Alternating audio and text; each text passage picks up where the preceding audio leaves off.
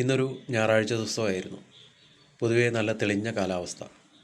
വൈകുന്നേരം ആയപ്പോൾ മകൾ പറഞ്ഞു, അച്ഛാ നമുക്ക് എവിടെയെങ്കിലും ഒന്ന് കറങ്ങാൻ പോയാലോ.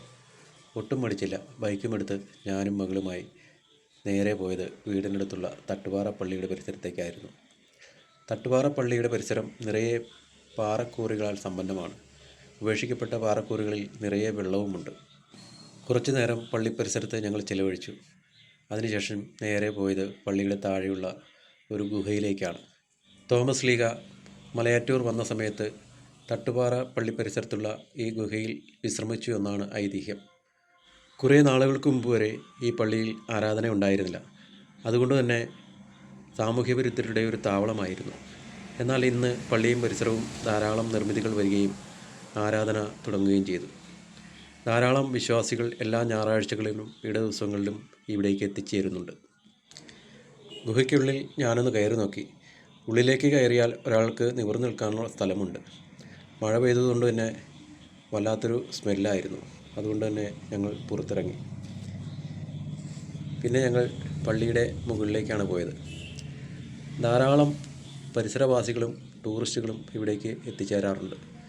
ഇവിടെ നിന്നുള്ള കാഴ്ചകൾ അതിമനോഹരമാണ്. ഇറങ്ങി വന്ന ഉത്സാഹമൊന്നും തിരികെ കയറാൻ ആർക്കും ഉണ്ടായില്ല.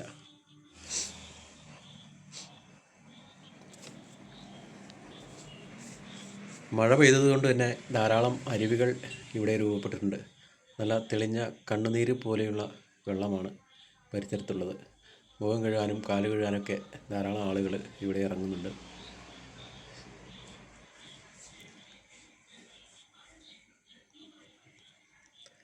നല്ല ശുദ്ധമായ നല്ല തെളിനീര് പോലുള്ള വെള്ളം.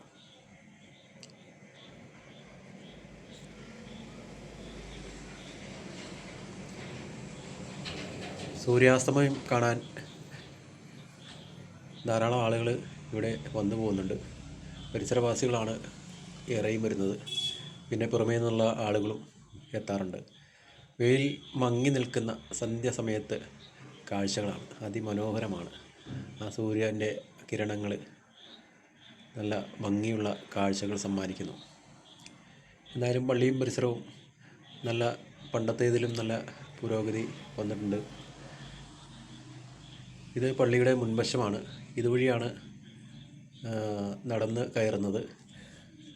പള്ളിയുടെ പിൻവശത്ത് എല്ലാത്തരം വാഹനങ്ങളിൽ എത്തിച്ചേരാവുന്നതാണ്.